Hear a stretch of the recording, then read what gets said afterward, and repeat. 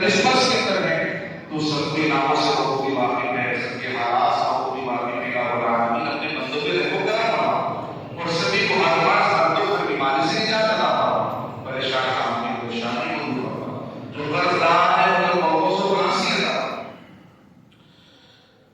ولا تقولوا لمن يقتل في سبيل الله أموات بل أحياء ولكن لا تشعرون. صدق الله العظيم وصدق رسوله النبي الكريم الأمين ونحن على ذلك من الشاهدين والشاكرين والحمد لله رب العالمين. لقد قال الله عز وجل في شأن حبيبه إن الله وملائكته يصلون على النبي يا أيها الذين آمنوا صلوا عليه وسلموا تسليما. الصلاة والسلام عليك يا رسول الله وعلى آلك وأصحابك يا حبيب الله. الصلاة والسلام عليك يا رحمة للعالمين وعلى آلك وأصحابك يا خاتم النبيين. مختصر حمد و ثنا کی بات میرے انتہائی واجب الاحترام بزرگوں، دوستوں، ساتھیوں، السلام علیکم ورحمۃ اللہ وبرکاتہ. اللہ رب العزت کا بے پناہ کرم اور احسان عظیم ہے کہ اس نے ہمارے زندگی میں ایک مرتبہ پھر ہمیں یہ جمعۃ المبارک کی پرنور اور بابرکت ساعتیں عطا فرمائی اور اپنی پاک بارگاہ میں حاضر ہونے کی توفیق عطا فرمائی. اللہ رب العزت کی بارگاہ میں التجا و دعا کرتے ہیں کہ ہم سب کی عاجزانہ حاضری کو اپنی بارگاہ میں شرف قبولیت نصیب فرمائے اور اس حاضری کو ہم سب کے لیے دنیا و آخرت میں کامیابی اور نجات کا ذریعہ بنائے. آمین یا رب العالمین. گزشتہ 2 جمعوں سے سورہ بقرہ کی آیت نمبر 153 کے حوالے سے ہماری گفتگو کا سلسلہ جاری و ساری ہے، جس میں اللہ سبحانہ و تعالیٰ نے اہل ایمان کو مصیبت، ابتلا اور آزمائش کے وقت صبر اور نماز سے مدد طلب کرنے کا حکم دیا اور یہ بھی ارشاد فرمایا کہ بے شک اللہ صبر کرنے والوں کے ساتھ ہے. اگلی آیت مبارکہ جو کہ سورہ بقرہ کی آیت نمبر 154 ہے، اس پر گفتگو کرنے سے پہلے کچھ باتیں مزید آیت نمبر 153 کے حوالے سے. ہمارے یہاں عموماً جو صبر کا کلمہ استعمال کیا جاتا ہے تو اس کی ایک ہی کیفیت ہوتی ہے کہ کوئی مصیبت ہمارے اوپر آئے، کوئی تکلیف آئے، کوئی بیماری آئے، کوئی پریشانی آئے تو اس پر جو ہم اپنے آپ پر کنٹرول کرتے ہیں اس کو کہتے ہیں صبر. لیکن در حقیقت صبر کے 3 درجے ہوتے ہیں. پہلا درجہ یہ ہے کہ اللہ سبحانہ و تعالی نے جن کاموں کو کرنے کا حکم دیا ہے، اور جب آپ وہ کام کرتے ہیں تو آپ کا نفس آمادہ نہیں ہوتا، وہ رکاوٹ ڈالتا ہے، پریشانی ڈالتا ہے. ایسے میں اپنے نفس کی بات نہ ماننا اور جو رکاوٹ اور پریشانی کو ڈال رہا ہے اس کو جھڑک دینا، یہ جو کیفیت ہے اس کو بھی صبر کہا جاتا ہے. جیسے اللہ کی جانب سے حکم ہے کہ نماز پڑھو، اب دل نہیں چاہ رہا نماز پڑھنے کا مگر زبردستی آپ کہاں پر آئے؟ مسجد میں آئے نماز پڑھنے کے لیے. تو جو نفس آپ کو روک رہا تھا آپ نے اس کے فتنے کو کیا کیا؟ رد کر دیا. اور جبرن دل نہیں چاہ رہا تھا مگر پھر بھی زبردستی آپ آ گئے. یہ بھی صبر ہے. یعنی اللہ نے جس کام کو کرنے کا حکم دیا، نفس اگر اس کام کو کرنے سے منع کرے، دل نہیں چاہے اس کام کو کرنے کا، تو جان بوجھ کر زبردستی اس کام کو کرنا، یہ بھی کیا ہے؟ صبر. دل نہیں چاہتا وضو کرنے کا ٹھنڈے پانی سے مگر کرنا ہے، یہ بھی کیا ہے؟ صبر. یہ پہلی کیفیت ہے. دوسری کیفیت، اللہ نے جن کاموں کو نہ کرنے کا حکم دیا کہ یہ حرام ہے، یہ کام نہیں کرنا، اور دل چاہ رہا ہے کہ وہ کام کرے، نفس کی خواہش ہے کہ اس کام کے اندر مبتلا ہو جائے، بڑا شدید غلبہ ہے، خواہش طبیعت کا مزاج کا کہ میں نے یہ کام کرنا ہے، دل چاہ رہا ہے اس کی کام کرو، لیکن اللہ کا حکم کیا ہے کہ وہ کام نہیں کرنا، یہ کام حرام ہے۔ اب وہ جو نفس کی خواہش ہے، وہ جو اس کی اشتہا ہے، وہ جو اس کی چاہت اور اس کی طلب ہے، اس کو روکنا اور اللہ کی نافرمانی سے اپنے آپ کو بچانا، یہ جو کیفیت ہے اس کو بھی صبر کہا جاتا ہے۔ لیکن عموماً ہمارے وہاں ان دونوں کیفیات کو صبر سے تشبیہ نہیں دیتے، چونکہ عمومی طور پر اگر معاشرے میں دیکھا جائے تو اگر نماز پڑھنے کا دل نہیں چاہتا تو لوگ بولتے ہیں جب دل نہیں چاہتا تو زبردستی کی نماز کیسے چھوڑ دی، دل چاہے گا تو نماز پڑھیں گے، دل نہیں چاہے گا تو نہیں پڑھیں گے، یہ کیا بات ہے بھائی؟ دل چاہے یا نہ چاہے نماز تو پڑھنی ہے، دل سے پڑھیں گے تو بہت اچھی بات ہے، لیکن اگر جان بوجھ کر بھی نفس کو لے کر آئیں گے تو ایسا نہیں کہ نماز نہیں ہوگی، نماز تو ادا ہوگی۔ تو یہ بالکل ایک چھوٹے بچے کی کیفیت ہے کہ اس کا دل نہیں چاہ رہا کھانا کھانے کا، مگر آپ زبردستی کھانا کھلاتے ہیں کہ اگر کھانا نہیں کھاؤ گے تو کیا ہو جائے گا؟ کمزور ہوگے، وزن نہیں بڑھے گا، قد نہیں بڑھے گا، تمہارا دماغ کمزور ہو جائے گا، اپنی عمر کے 2 بچوں کے مقابلے میں تم چھوٹے نظر آؤ گے، لیکن تمہیں لازمی کھانا، دل چاہے یا نہ چاہے اس کو زبردستی کھانا کھلاتے ہیں۔ کوئی یہ نہیں بولتا کہ دل نہیں چاہ رہا تو کھانا کھلانے کا کیا فائدہ، دل سے نہیں کھائے گا تو لگے گا نہیں۔ کسی نے بولا کہ آج کہ اگر دل سے روٹی نہیں کھائے گا، زبردستی روٹی نہیں کھائے گا تو پیٹ نہیں بھرے گا، زبردستی روٹی کھلاؤ گے تو وزن نہیں بڑھے گا، ایسا کہا کسی نے؟ خوشی خوشی کھاؤ یا زبردستی کھلاؤ، وزن بھی بڑھتا ہے، قد بھی بڑھتا ہے، پیٹ بھی بڑھتا ہے۔ یہی کیفیت نفس کی، دل چاہے یا نہ چاہے جو کام فرض ہے وہ کرنا ہی ہے یار، اس میں دل کی نہیں سننی، اس میں رب کی سننی۔ اسی طرح جو چیز حرام ہے وہ کتنی ہی اچھی کیوں نہ لگتی ہو، وہ کتنی ہی پیاری کیوں نہ لگتی ہو، کتنی ہی سہولت اور آسانی کے ساتھ وہ میسر کیوں نہ آ جائے، لیکن جب رب نے کہا حرام ہے تو پھر اس سے ہم یہ کیا کرتے ہیں اپنے آپ کو کدھر ہی دل کیوں نہ چاہے، آپ اس کی طرف قدم نہیں بڑھاتے۔ یہ جو آپ اپنے آپ کو روکتے ہیں یہ بھی صبر کے اندر شمار ہوتا ہے، اور یہ افضل ترین صبر میں ہے۔ وہ جو مصیبت ابتلا اور آزمائش میں آپ کرتے ہیں یہ صبر کا ادنا ترین درجہ ہے۔ یہ جو 2 صبر میں نے آپ کو بتایا، اللہ کے حکم پر ہر حال میں عمل کرنا، نفس کی نہ سننا، اور اللہ نے جن چیزوں سے روکا اس پہ ہرگز اس کی طرف نہ جانا، اس پہ نفس کی بات نہ سننا، یہ بھی صبر میں آتا ہے اور صبر کا اعلیٰ ترین درجہ ہے۔ اب عمومی طور پہ عبادتوں سے غافل ہوئے ہیں، اس لیے صبر کی کیفیت ہمیں نہیں پتہ۔ دوسرا، اہل ایمان کے لیے جو ابتلا ہے، آزمائش ہے، مصیبت یا تکلیف ہے، ہم کہتے ہیں کہ وہ بھی اس کے لیے رحمت ہوتی ہے۔ دل یہ بات یا ذہن یا عقل یہ بات نہیں تسلیم ہوتی، لیکن پیارے آقا صلی اللہ تعالی علیہ وسلم کا فرمان، حضور فرماتے ہیں کہ مومن کا ہر عمل خیر ہی خیر ہے، مومن کے ساتھ تو اللہ نے ہمیشہ خیر کا ہی معاملہ کیا ہے، کہ جب رحمتیں ملے، فراوانی ملے، خوشحالی ملے، مال کی کثرت ہو، اولاد کی کثرت ہو، اللہ کی نعمت ہے اس کے لیے۔ لیکن اگر اسے کوئی تکلیف پہنچتی ہے، کوئی آزمائش پہنچتی ہے، کوئی دکھ یا رنج سے ہوتا ہے، تو سرکار نے فرمایا وہ بھی اس کے لیے خیر ہوتا ہے۔ وہ کیسے خیر ہوتا ہے؟ حضور نے فرمایا کہ اگر مومن کے پاؤں میں ایک کانٹا بھی چبھے، کیا چیز؟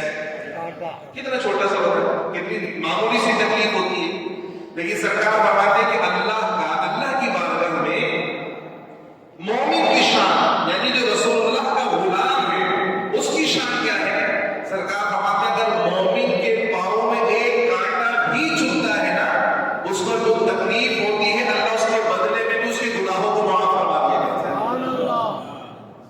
ایک کانٹا چبھا، ذرا سی تکلیف ہوئی، آپ نے آواز بھی نکالی، لیکن مسلمان کے لیے پتہ یہ بھی خیر ہے، خیر نہیں ہوئی کہ اللہ نے جو آخرت میں عذاب کا سبب بننے والی چیز بھی گناہ، اللہ نے کیا کیا؟ اس تکلیف کے سبب اس گناہ کو مٹا دیا۔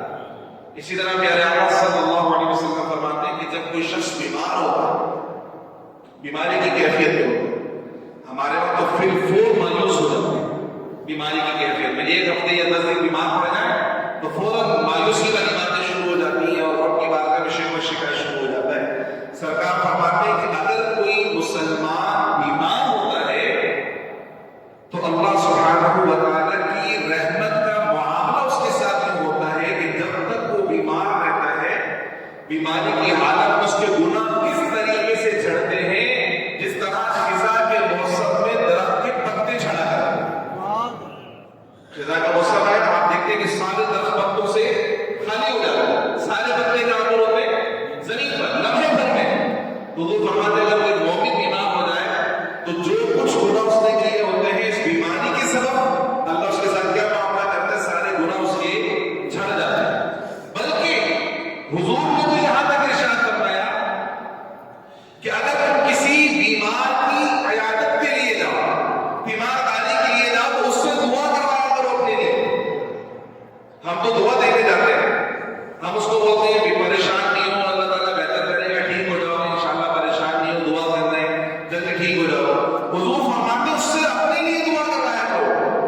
کیونکہ وہ اللہ کی بارگاہ میں اس مقام میں قرب پر ہوتا ہے کہ اگر مریض تمہارے لیے دعا کر دے اللہ اس کی دعا تمہارے حق میں قبول فرما لے گا.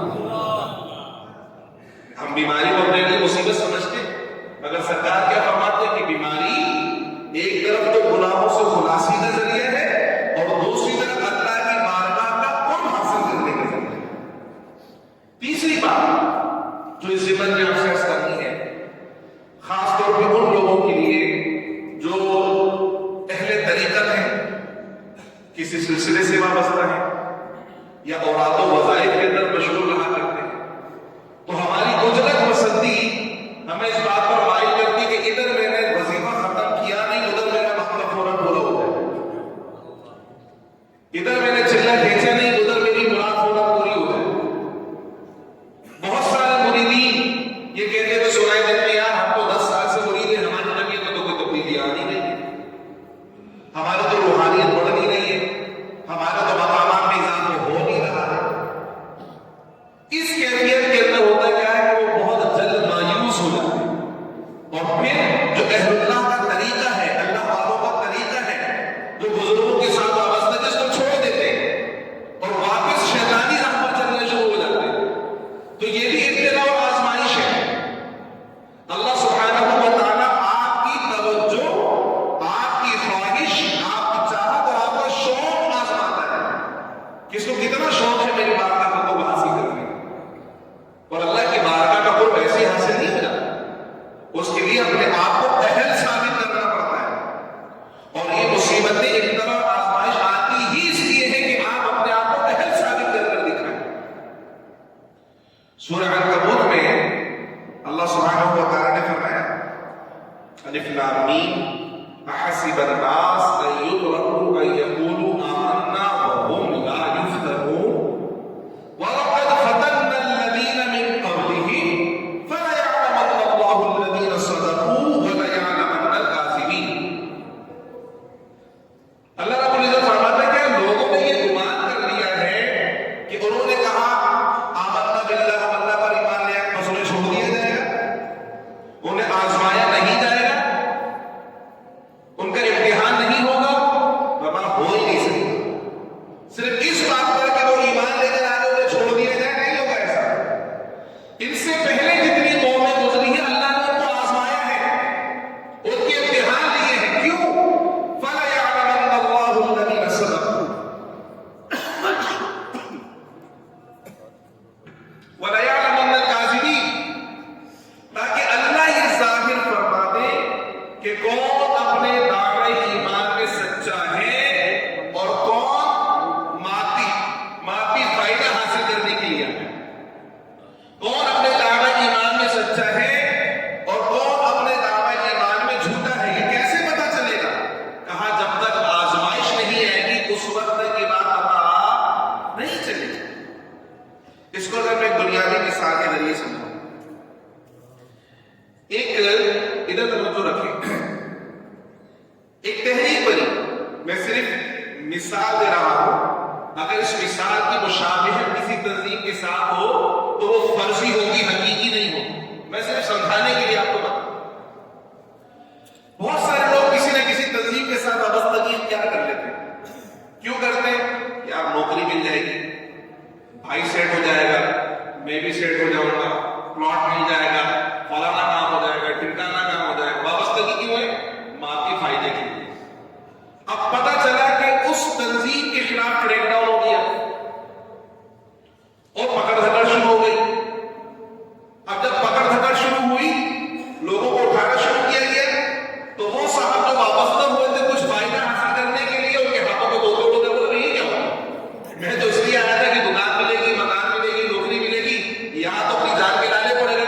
وہ فوراً بولے گی میرا ان کے ساتھ کوئی تعلق نہیں ہے, فوراً اعلان کر دی میرا اس تنظیم کے ساتھ کوئی تعلق نہیں.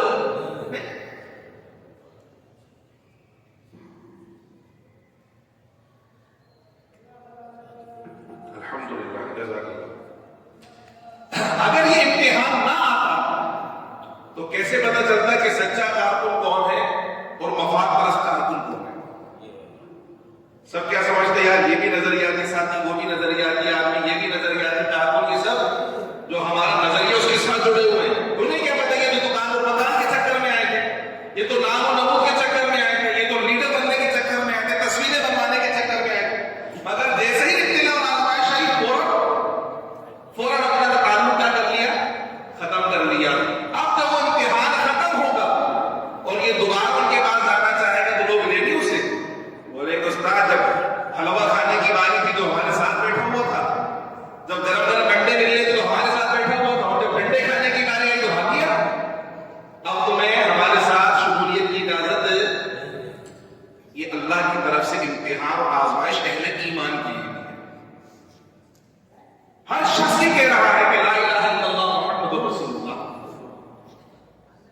بات پر ایمان رکھتا ہوں کہ اللہ کے سوا کوئی معبود نہیں، محمد صلی اللہ تعالی علیہ وسلم اللہ کے آخری نبی اور محبوب بندے۔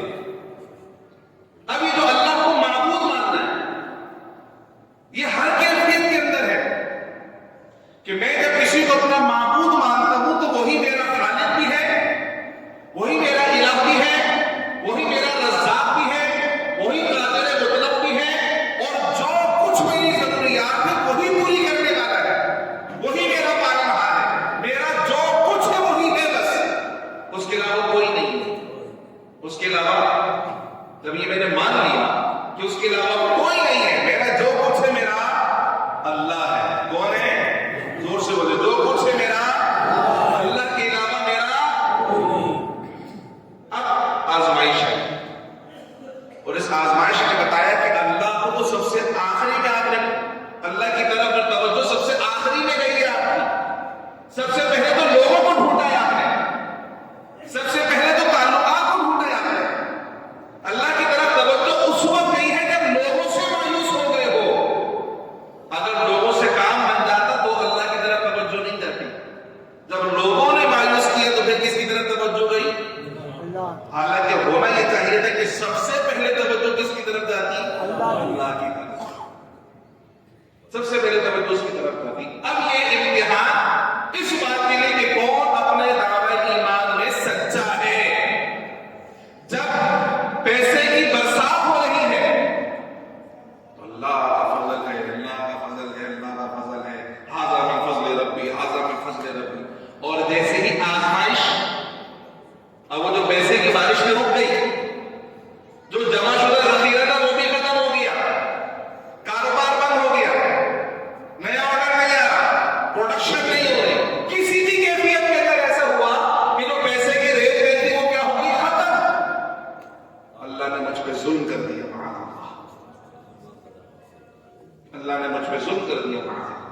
فوراً اللہ سے شکوے کرنا شروع، فوراً اللہ کی شکایت کرنا شروع، فوراً اللہ سے منہ موڑ لیا، معاذ اللہ۔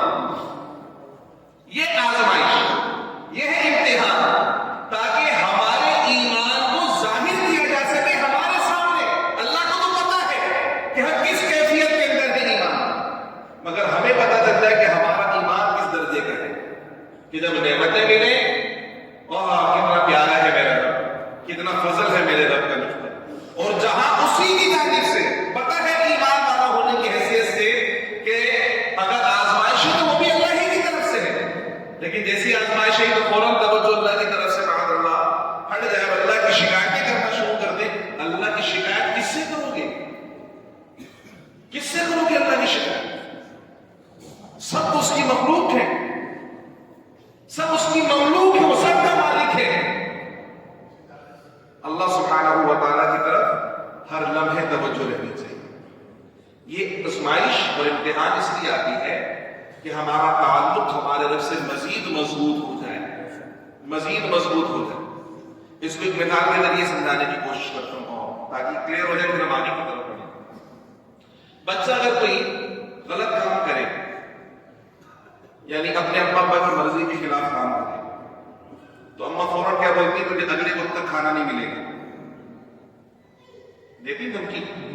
ابا بھی بولتے ہیں تمہیں اب ایک ہفتے تک پیسے نہیں ملیں گے، تو وہ اما جو صبح صبح گرم پراٹھے بنا کے دے رہی ہے، دوپہر کو گرم کھچڑی بنا رہی ہے، رات کو گرما گرم سالن کھلا رہی ہے، وہی ماں کیا بول دیتی ہے؟ تمہیں دوپہر کا کھانا، تو بچہ کیا بولے؟ تم نہیں دو گی تو میرے لیے کھانے کی کمی ہے کیا؟ میں ادھر جا کے کھا لوں گا، ادھر جا کے کھا لوں گا، یوں جا کے کھا لوں گا۔ کیا آپ یہ امید رکھتے بچے سے؟ بتائیے۔ بلکہ بچوں کو کیا کرنا چاہیے؟ فوراً ماں کے پاؤں پکڑ لے، اما اگر تم نہیں دو گی تو کون دے گا مجھے؟ تمہارے سوا میرا ہے ہی کون؟ تم نہیں کھلاؤ گی تو کون کھلائے گا؟ میں کس کے پاس جا کے کھاؤں گا؟ اچھا مجھے معاف کر دو، آئندہ میں ایسے نہیں کروں گا۔ ایسے ہی ہونا چاہیے نا۔ ادھر توجہ رکھو یار، میں اتنی اہم بات آپ کو سمجھا رہا ہوں، ایسے ہی ہونا چاہیے نا۔ اور اگر بچہ یہ بول دے اما نہیں رہتی تو کیا ہو گیا؟ پھپھو کی ماں کھا لوں گا، خالہ کیا کھا لوں گا، ادھر کھا لوں گا ادھر کھا لوں گا، نہیں تو سیلانے کے دسترخوان زندہ باد وہیں کھا لوں گا جا کے۔ تو کیا بچے کی تربیت ہو سکے گی؟ ہرگز نہیں ہو سکے۔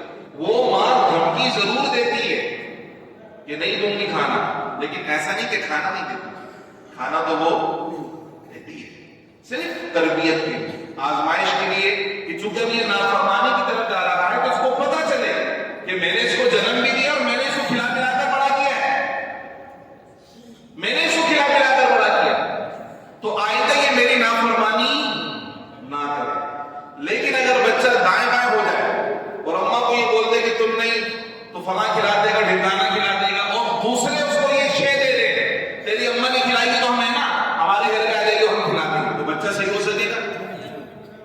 ہمارا رب ہم سے، ہماری ماں سے 70 درجے زیادہ محبت رکھتا ہے۔ اس نے تو ہمیں اس وقت رزق فراہم کیا جب ہم اپنی ماں کے پیٹ کے اندر تھے، اور ابھی ہم پیدا ہوئے بھی نہیں تھے تو ہماری ماں کے سینے میں ہمارے لیے دودھ اس نے اتارا کہ ہم پیئیں گے اور پی کر بڑے ہوں گے۔